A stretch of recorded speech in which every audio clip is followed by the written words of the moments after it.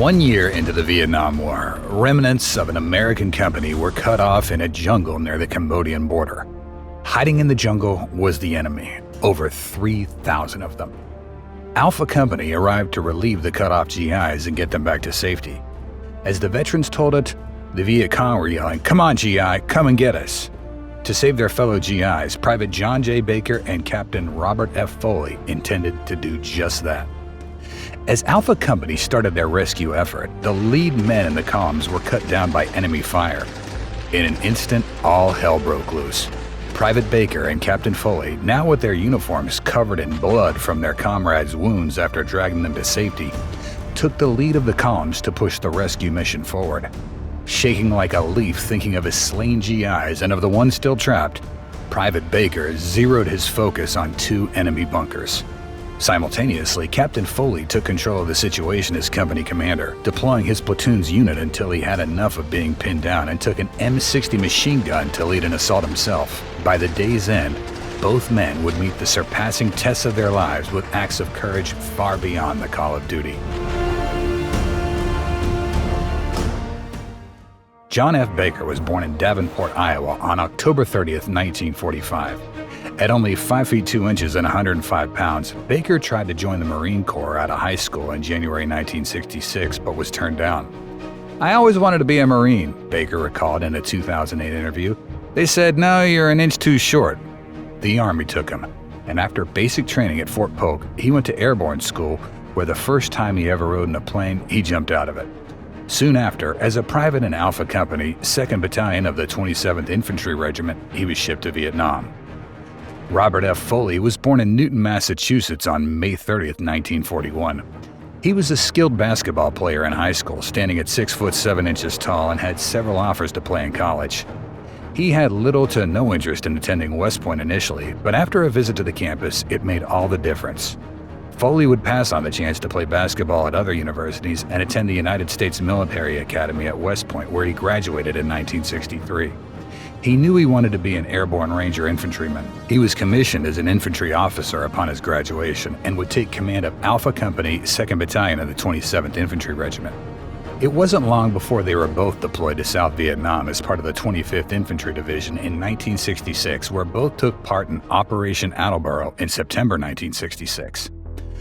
Operation Attleboro was a search and destroy operation initiated on September 14, 1966 by the 196th Light Infantry Brigade with the objective to discover the location of the People's Army of Vietnam or PAVN and Viet Cong bases to force them into a large engagement. The 196th Light Infantry Brigade was light on experience and heading into an area with battle-hardened enemy forces. The operation would grow to be the largest series of air mobile operations to that point in the Vietnam War, involving elements of the 196th Brigade, 25th Infantry Division, 1st Infantry Division, and a brigade of the 4th Infantry Division, as well as the Army of the Republic of Vietnam. On the morning of November 3rd, the 2nd Battalion, 1st Infantry Regiment, and 4th Battalion, 31st Infantry Regiment were sent to search trail systems discovered in the preceding days with potential cache sites. At the same time, 2 companies of the 127th Infantry were sent into widely divergent blocking positions just south of the Bahau Stream, one to the west of the attacking columns and one to the east.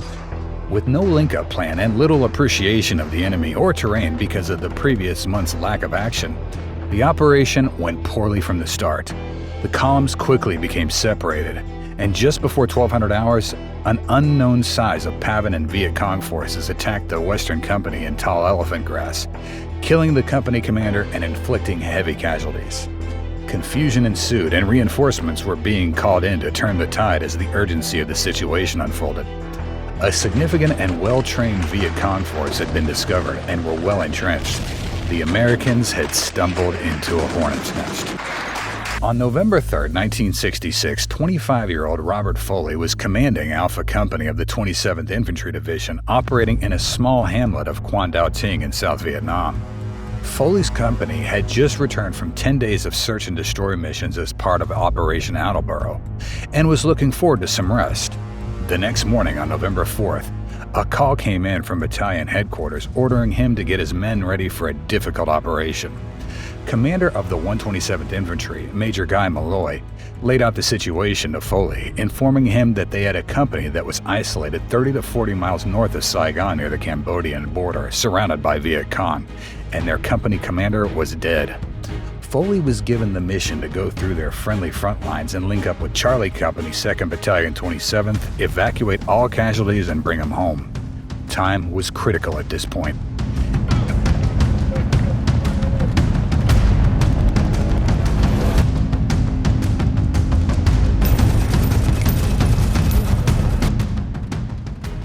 It was a hot, humid day with sunlight filtering through the trees. The jungle had thick vegetation with limited visibility to just 10 to 15 meters in front of the G.I.s. The situation was vague in terms of intelligence and where exactly the Viet Cong were. All that was confirmed was that the Viet Cong were putting up heavy resistance and to be on alert for mines, booby traps, and snipers. At 0700 hours, the G.I.s crossed the line of departure to initiate their rescue mission, and within 40 meters of crossing it, the Viet Cong opened up with machine gun fire from bunker complexes. The lead G.I.s in the columns were immediately killed. Bullets were tracing through the vegetation, grenades exploding, creating a chaotic and deafening scene, escalating by the minute. Captain Foley ran forward to the front of the columns in the face of intense enemy fire with both his radio operators to assess the situation and form a plan of attack with his platoon commanders. He ordered his first platoon on their left flank, and he personally led 2 platoons in an attack on the enemy directly in front of them. His company was already taking casualties at an alarming rate. Simultaneously, Private John Baker had moved to the front of the columns with 2 other soldiers and quickly started to take on the attack ordered by Foley towards the enemy positions. Baker navigated through the dense jungle and knocked out 2 enemy bunkers. As they gathered to carry on the assault further, one of the men he started with was mortally wounded. Baker spotted 4 Viet Cong snipers who were responsible in pinning down more G.I.s. He silenced and killed all 4 snipers with his rifle. Baker evacuated his fallen soldiers only to return and lead a repeated assault against 2 more enemy bunkers. While starting his second assault with his remaining comrade, he was blown off his feet by an enemy grenade. Miraculously, he was unharmed, but his lone comrade was now wounded.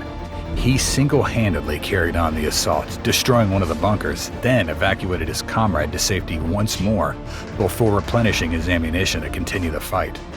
Meanwhile, Captain Foley was helping move both of his radio operators to the rear with other wounded G.I.s for medical attention, and had decided he had enough.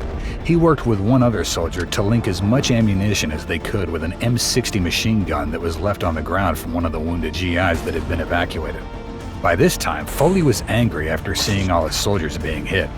He was concerned about the momentum of the attack and being pinned down. He picked up the M60, told the soldier with him, "Stay back, I'm going in." Foley moved forward into the jungle, firing the M60 from his hip, laying down suppressing fire towards the enemy bunkers until he was nearly out of ammunition. After a brief pause, it was quiet. A company commander had just stepped out into the open like a madman instead of staying in the rear to direct his troops. But as Foley turned, he could see all his G.I.s behind him running up on the enemy positions. Alpha Company was moving again. As his men carried on the assault and one G.I. took the M60 from Foley, his focus immediately turned to the overall situation of his platoons in carrying on the attack. He picked up a rifle and moved to personally direct the next phase of the battle with his platoon on the left flank that had just been halted by the Viet Cong's fanatical resistance. As he was doing so, he was knocked off his feet by a grenade.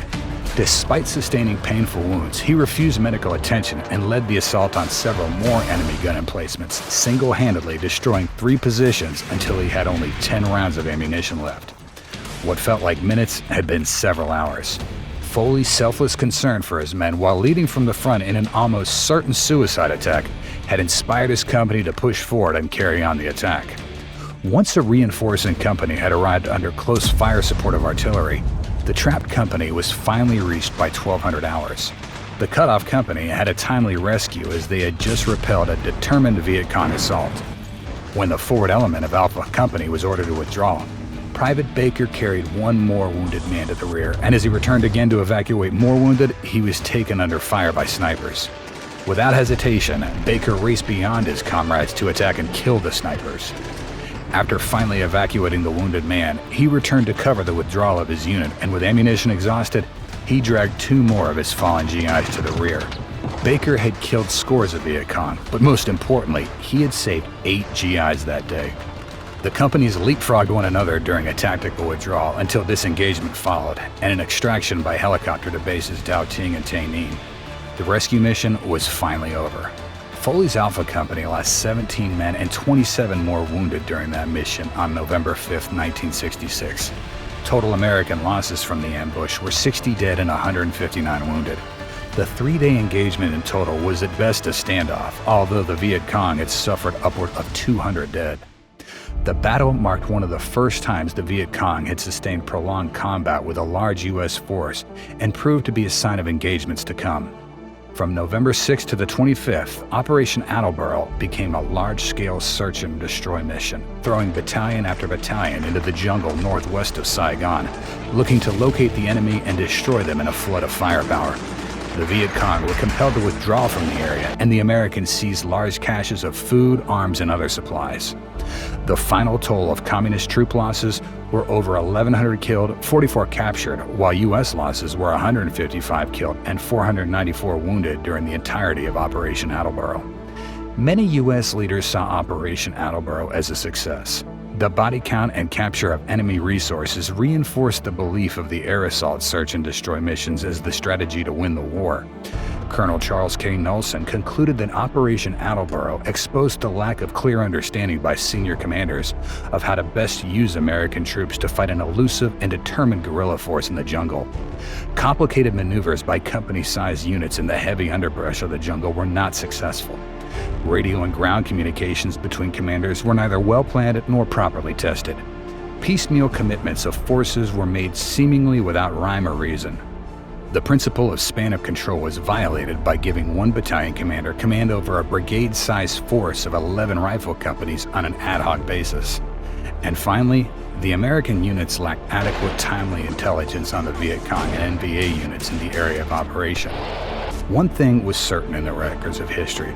The American soldiers served, fought, and sacrificed during Operation Attleboro with the highest standards of the United States military. On May 1, 1968, Captain Robert F. Foley and newly promoted Sergeant John F. Baker gathered in the East Room of the White House to be presented the Medal of Honor by President Lyndon B. Johnson during the same ceremony.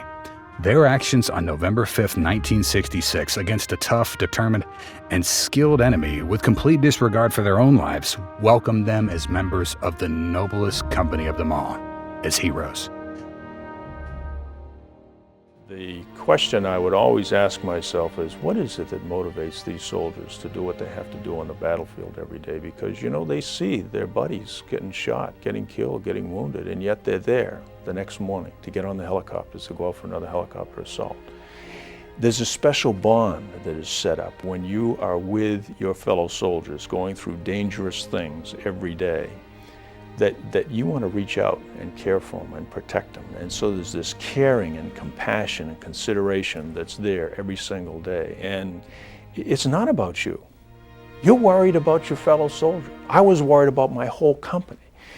There was just kind of an unwritten creed that they would not let their buddies down. And I found that to be the single thing that just makes up the American soldier today.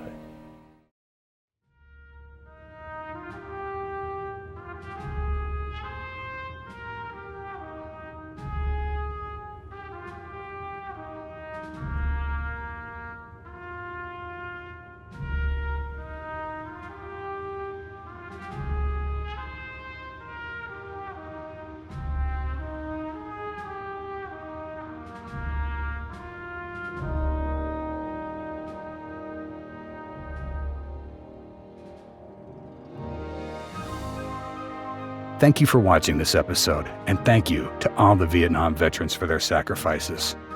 Let us know your thoughts on Foley and Baker's actions that day in the comments. Don't forget to subscribe and hit the bell icon for more. Stay tuned.